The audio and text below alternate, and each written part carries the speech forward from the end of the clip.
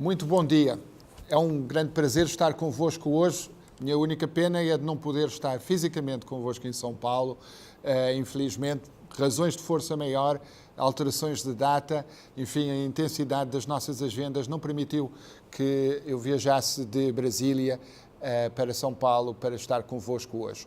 Mas estou convosco em espírito, estou convosco em relação a esta matéria, à importância central desta matéria para o relacionamento entre a União Europeia e os países do Mercosul e, obviamente, por maioria de razão, com o Brasil.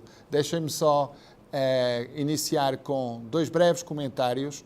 Um para dizer que, apesar de eu não estar convosco em São Paulo está aqui connosco porque atrás de mim está um quadro que foi feito por artistas de países da União Europeia aí em São Paulo e que é uma presença constante agora na nossa delegação da União Europeia em Brasília.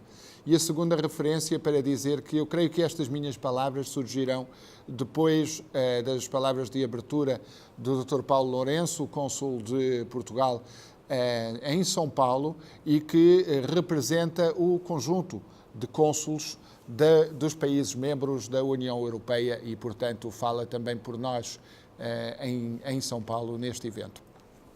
Este evento é muito importante pelo seu timing. Eu acredito que estejamos agora na fase final, na reta final de negociações que já levam muitos anos, mas que têm hoje uma característica que não estava tão presente há alguns anos atrás, que é uma determinação política muito grande. Nós não ignoramos as dificuldades que ainda subsistem. Sabemos que em todas as negociações comerciais, alguns dos problemas mais delicados e mais sensíveis sobram para os últimos momentos das negociações e as boas notícias é precisamente que estamos a lidar com esses problemas mais sensíveis, o que significa que estamos na última fase das negociações e eu tenho confiança que teremos fumo branco, que teremos o resultado que todos nós queremos num prazo bastante curto. Depois disso, teremos muito trabalho para a implementação do acordo, para o aproveitamento de todas as potencialidades que o acordo vai trazer para ambos os lados. Mas, antes disso, umas palavras sobre a natureza deste acordo. Porque é que ele é importante, porque é que ele é relevante. Eu creio que não era possível imaginar há 19 anos atrás, em 1999, quando começaram oficialmente as negociações, o estado do mundo em 2018 é um estado do mundo algo preocupante.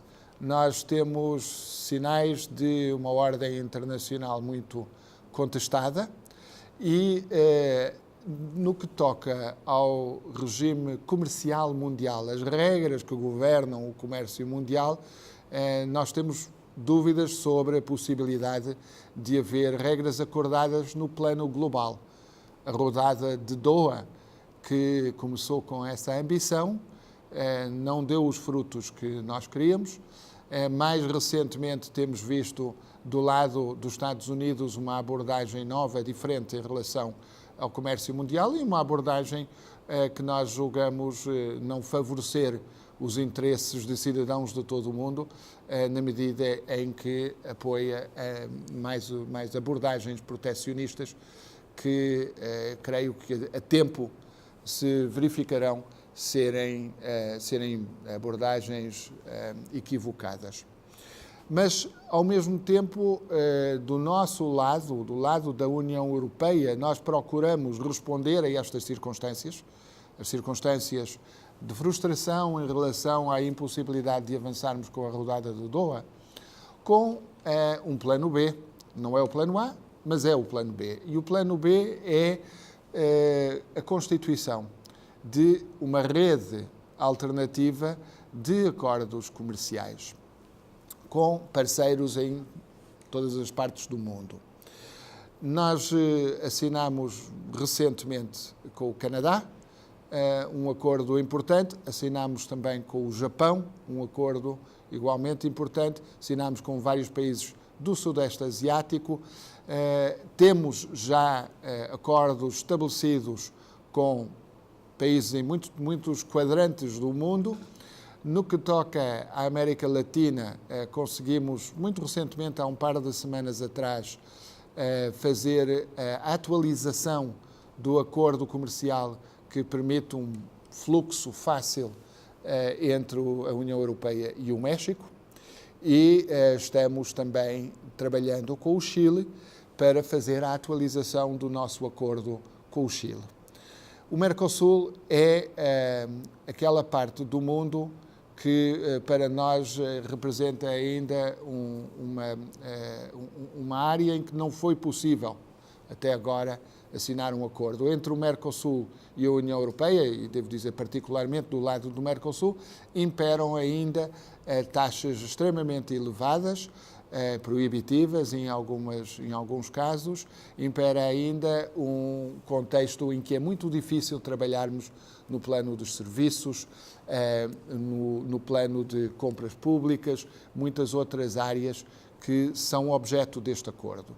Portanto, esse é um outro ponto que eu gostaria agora de tocar, depois de ter referido, digamos aí, o significado geoestratégico deste acordo, é a sua abrangência. Nós não estamos falando simplesmente de um acordo que procura reduzir algumas taxas, tornar um pouco mais baratas as importações de um lado e do outro. Estamos falando de um acordo que pretendemos que seja um acordo qualitativamente diferente dos acordos tradicionais do século XX. Queremos que seja um acordo que estimule uma transformação das economias da Europa e do Mercosul, provavelmente muito mais do Mercosul, na medida em que a nossa economia europeia já é uma economia extremamente aberta ao mundo. A economia dos países do Mercosul e do Brasil em particular são economias ainda muito fechadas, com uma proporção do comércio externo no seu PIB, que é uma proporção extremamente reduzida quando comparado com a média mundial. E, portanto, é natural que o impacto de uma maior abertura seja maior aqui no Brasil e nos países do Mercosul.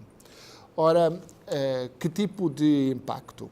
Nós acreditamos que este acordo será um acordo que vai não apenas ajudar a tornar mais competitivas algumas empresas brasileiras, vai ajudar a abrir o mercado europeu para aquelas empresas que já são muito competitivas, e o Brasil tem provavelmente a agroindústria mais competitiva do mundo em algumas áreas, alguns setores, e abrimos as nossas portas de bom grado. Os nossos consumidores vão poder beneficiar de produtos de alta qualidade vindos do Brasil e de outros países do Mercosul a custos bem mais baixos do que poderiam, de outra forma, obter nos circuitos comerciais que já existem. Portanto, é muito bom também para os consumidores europeus, mas vai estimular a competitividade aqui no Brasil. Transferência tecnológica vai ser uma característica muito presente, porque este acordo vai estimular não só as trocas comerciais, como o investimento. Não há nada que o investidor goste mais do que previsibilidade, ter a certeza de qual vai ser o regime que vai governar o seu trabalho, os seus negócios a médio prazo, a longo prazo. E este acordo oferece previsibilidade. Isto significa que uma das primeiras consequências que nós podemos esperar para a assinatura de um acordo vai ser um aumento de investimento. Investimento esse que já é grande. O investimento europeu no Brasil é muito significativo. O Brasil é mesmo hoje o terceiro destino do investimento europeu fora da Europa. Mas o acordo, eu creio que cria condições para melhorar ainda mais essa realidade, e com isso virão as joint ventures, com isso virão as transferências tecnológicas. Vamos também olhar para o setor dos serviços. O acordo não está fechado, há matérias ainda em negociação, há algumas matérias relacionadas com serviços em negociação, mas esta é uma área em que no passado nunca houve abertura. Nós temos bastante abertura no setor de serviços já na Europa e eu creio que essa maior abertura será um estímulo aqui no Brasil e no Mercosul, mais uma vez, para um relacionamento mais próximo entre operadores europeus e operadores brasileiros e do Mercosul. E compras públicas, que também é uma área que não é tradicionalmente aberta nos países do Mercosul, em que vai haver um certo grau, mais uma vez ainda estamos nas tratativas finais, um certo grau de abertura que só pode beneficiar o setor público, porque vai permitir maior concorrência, vai permitir preços mais baixos, vai permitir maior qualidade e menor custo para, no fim do dia, os consumidores, aqueles contribuintes, aqueles que pagam impostos. Portanto, tudo isso são notícias muito positivas. Eu gostaria de rapidamente citar algumas estatísticas que foram produzidas por estudos que procuram identificar qual é o impacto de um acordo União Europeia-Mercosul. E assim nós temos, por exemplo, um estudo Fiesp, de 2014, que identifica a possibilidade ou probabilidade de incrementar as exportações brasileiras para a União Europeia em até 12% com a assinatura de um acordo, e esse mesmo estudo também sublinha a importância da transferência tecnológica e da cooperação técnica como um catalisador para a transformação da economia brasileira. A CEPAL, que é o órgão das Nações Unidas para a América Latina, diz que, num estudo de 2010, diz que o Brasil seria o país do Mercosul que mais beneficiaria de um acordo com a União Europeia e sublinha em particular o impacto positivo sobre o setor da indústria ligeira. Outros estudos, por exemplo, a Fundação Getúlio Vargas, no estudo de 2014, identifica que um acordo com a União Europeia pode significar um aumento de até 28 bilhões de dólares anuais nas exportações do Brasil. Nós temos, eu não vou maçar-vos com o significado cumulativo deste montante, porque nós estamos a falar de 28 bilhões de dólares anuais e a prazo, obviamente que para alguns setores, em particular, por exemplo, o agronegócio, isto tem um impacto que é muito, muito significativo. Um estudo da CNI, da Confederação Nacional de Indústria, do ano passado, 2017, mostra que o Brasil pode ampliar as suas exportações em 1001 produtos. 1001, um número simpático, estamos habituados a ouvir das lendas das 1001 noites, 1001 produtos que podem aumentar as suas exportações para a Europa e eles referem calçados, alumínio, partes e peças de tratores e automóveis, couro, aviões, como exemplos desses 1001 produtos. Para além disso, o estudo da CNI aponta a redução de, não só das tarifas, das alíquotas tarifárias, mas também barreiras sanitárias e fitossanitárias serão reduzidas, porque o acordo prevê uma cooperação intensa nesse domínio. Prevê também a redução de barreiras regulatórias para o setor de serviços, para o setor das compras governamentais. Tudo isto somado tem um impacto não só sobre as relações bilaterais entre a União Europeia e o Brasil, ou a União Europeia e o Mercosul, tem um impacto sobre a inserção do Brasil, dos países do Mercosul, nas cadeias de valor global, que são uma característica cada vez mais presente da realidade económica dos nossos tempos. Hoje em dia, cada vez mais, os nossos agentes económicos estão operando de uma forma transfronteiriça. Isso acontece de forma insuficiente no Brasil.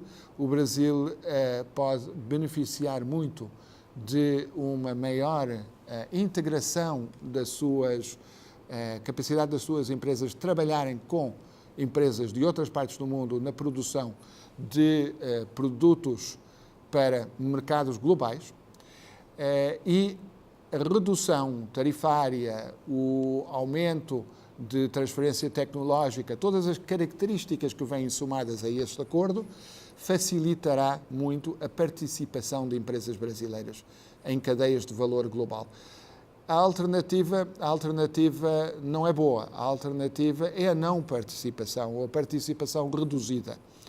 Ora, olhando para aquilo que se prevê sobre o futuro da economia mundial, isto significaria excluir o Brasil e as empresas brasileiras e, portanto, os cidadãos brasileiros de muitas das possibilidades que este mundo globalizado pode oferecer. Este acordo que nós pretendemos assinar, eu quero sublinhar que não é um acordo de livre comércio no sentido mais banal do termo. Nós aprendemos muito sobre globalização ao longo da última década ou duas. E uma das coisas que aprendemos é que globalização não pode ser o simples desmantelamento de regras. Pelo contrário, globalização deve ser domesticada, deve ser colocada ao serviço dos cidadãos de todas as partes do planeta. E o que isso implica é a necessidade de regras para a globalização. E então, as cerca de 1.300 páginas que se prevê que este acordo tenha, são 1.300 páginas de regras, são 1.300 páginas de normas, de indicações sobre como é que nós, conjuntamente, União Europeia, Mercosul, queremos que as nossas empresas trabalhem juntos em prol dos nossos cidadãos. São regras que procuram libertar aquilo que é possível libertar, dar energia às nossas empresas para que trabalhem mais e melhor no plano internacional e, ao mesmo tempo, proteger os nossos cidadãos dos impactos mais complicados, mais difíceis, proteger os setores mais sensíveis e vulneráveis das nossas economias contra os ventos que podem vir de fora. Portanto, queremos que seja, e acreditamos que será, um acordo equilibrado, um acordo que tem um equilíbrio justo entre a proteção necessária e a libertação necessária para que as nossas empresas façam o trabalho que elas sabem fazer. Esse é o sentido mais profundo do acordo que queremos estabelecer. Eu penso que daqui por 5 anos estaremos em condições de olhar para trás e ver o efeito transformativo que este acordo teve sobre as nossas populações e as nossas economias. E eu creio que não vamos olhar para trás com pena de termos tomado este passo. Muito pelo contrário, eu creio que vamos olhar para trás e dizer de nós próprios, mas como foi possível que demoramos tanto tempo a fazer este acordo que é tão benéfico para as nossas populações? Eu creio que vamos olhar para trás dizendo apenas que seria bom se tivéssemos aprofundado mais. Mas o tempo virá. Daqui por alguns anos, acredito que estaremos na posição que estamos hoje, a União Europeia está hoje, com o Chile e com o México, que é o de renegociar, aprofundar o acordo que foi estabelecido, que foram os acordos que foram estabelecidos com esses dois países há alguns anos atrás. Portanto, sou um otimista sobre as perspectivas para a conclusão deste acordo, sou um otimista sobre o impacto que este acordo vai ter para as relações entre a União Europeia e o Mercosul. E eu quero agradecer muito à FEComércio de São Paulo por focar este assunto e quero dizer que a FEComércio de São Paulo, contamos muito com ela como um dos parceiros, um dos atores fundamentais para que toda a potencialidade deste acordo seja realizado. Muito obrigado e um bom dia de trabalho para todos. Obrigado.